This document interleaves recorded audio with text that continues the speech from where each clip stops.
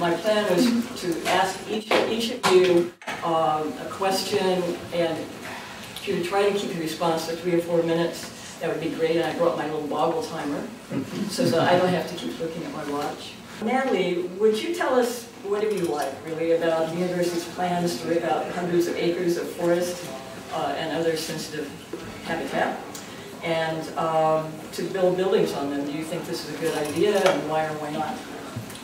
First, I want to thank you, Jude, for all the care and love and work you put in to make this event happen. And thank you, Luta, for your prayer and song and having us here on your land, and for reminding us that this is about protection of this land, but also about honoring the people whose land it is we're on. I want to thank my ancestors and all who've come before me and who fought for land and life so that we are able to be here today. I come here to speak for myself and just a person like you who cares about this place. I'm grateful to be invited here and for the space to share my thoughts and feelings about the university's plans to destroy 100 acres of forest chaparral and the place that is a second home to me and a first home for countless creatures and friends. My intention today is hopefully to let some part of the spirit of this place move through me and to express how the resistance to the destruction of this land where we live is part of a much larger but no more important struggle happening all over the world. Until I came here, I never really seen a wild place before. I grew up in San Diego, where they have gone down the path of total devastation and suburban sprawl. And one of the few wild places I was intimate with there, a canyon across the way from my childhood home, was destroyed when I was 7. I can't really explain the isolation and self-hatred I, like so many women in this culture of consumerism that relies on those feelings, felt as a young person. I didn't even know what it meant to have a relationship with myself, my own spirit, and to the earth. It's crazy how much this place has taught me about myself and about life. I gathered medicine for the first time in the forest over there. I don't think I ever realized fully how the earth is growing the medicine and food we need to survive. It grows right from the earth, and it doesn't cost anything. It doesn't cost anything to live on the earth for thousands of years, and now we have to pay just to live and breathe and to drink water. Being in the forest here was the first time in my life I felt of a place, though I know that colonization is so complex and that this is not my land. To answer your question, the long-range development plan as it pertains to UC expansion is the UC's plan to develop 120 acres of the forest and chaparral of Upper Campus, replacing the life of this place with 2 new colleges, more faculty housing, physical education buildings, new paved roads, and another campus entrance. The new campus entrance would cross over Cave Creek, a remarkably intact watershed where red-legged frogs and the incredible and elusive Pacific giant salamander, which barks, by the way. It's this massive thing that barks at you, and it's really amazing.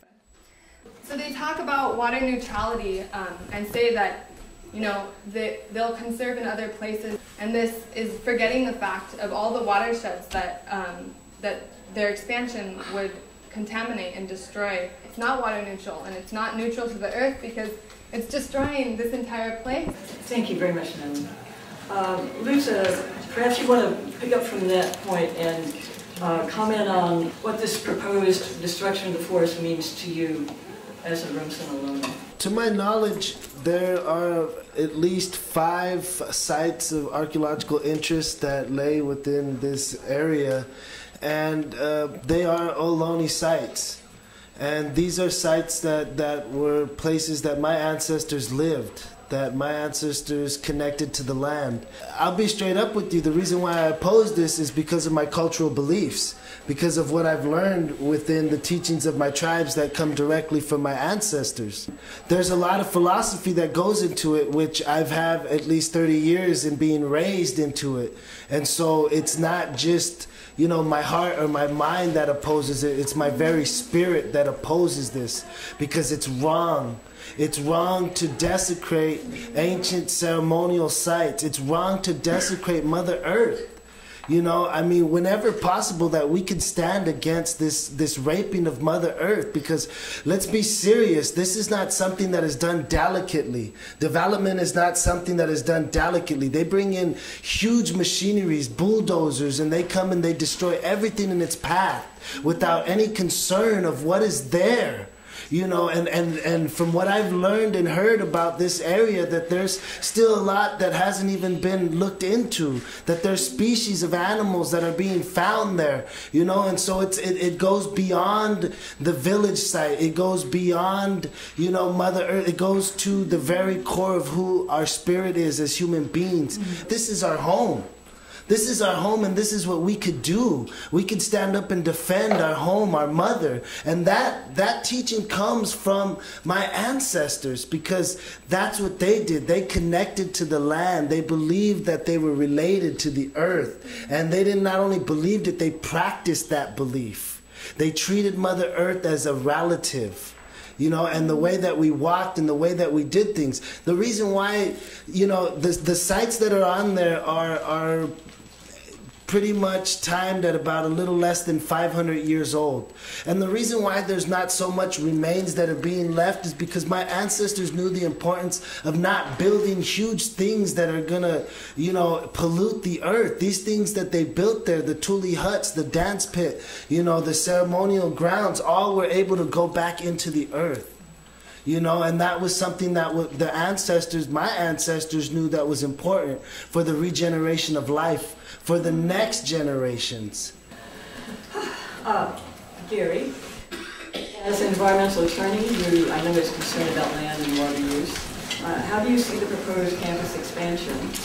And if you feel like commenting now or perhaps later on the history of UCSC growth and how water works and all that.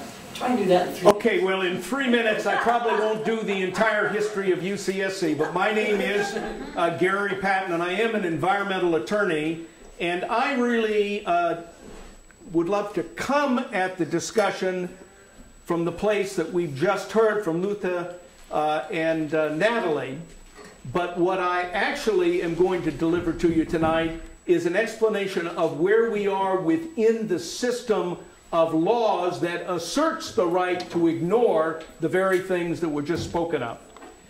As you know, we have a system where the government, which is all of us, we've set up this system, has decided that those people who are given a title to private property can largely do what they want to on that property, usually as long as they get community approval. If you or I or any company wanted to do something, we would have to get community approval, governmental approval, a permit. The University of California is exempt from all of those permit requirements.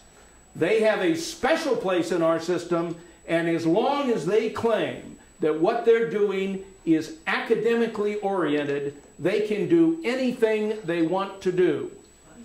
And they will do that on the North Campus if they can have water delivered.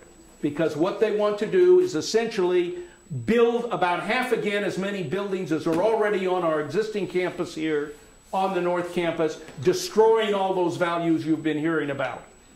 They cannot do that if they cannot get water.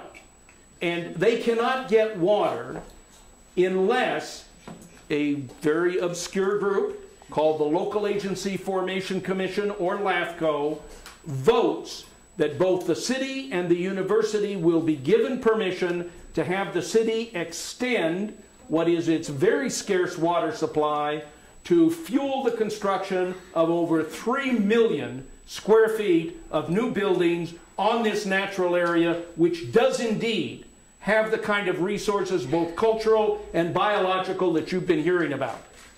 LAFCO's meeting on June 6th, they are going to make that decision, yes or no, then. I'm a representative, as an attorney, of a group in our community called the Community Water Coalition, which has been fighting against this. If we are successful, and if LAFCO says no water, then there will be an opportunity there will be a requirement, basically, for the university to rethink its plans. They've made the plan to destroy the North Campus. If they're given the water, they will do it. If they don't get the water, they'll have to think again, and people like those in this room can have a big impact on what those thoughts will be. So if you can help us with LAFCO, now would be a good time to step up. Thanks, Gary. Rick is the founder of Santa Cruz Desal Alternatives and the Rights Vote on the Desal Coalition.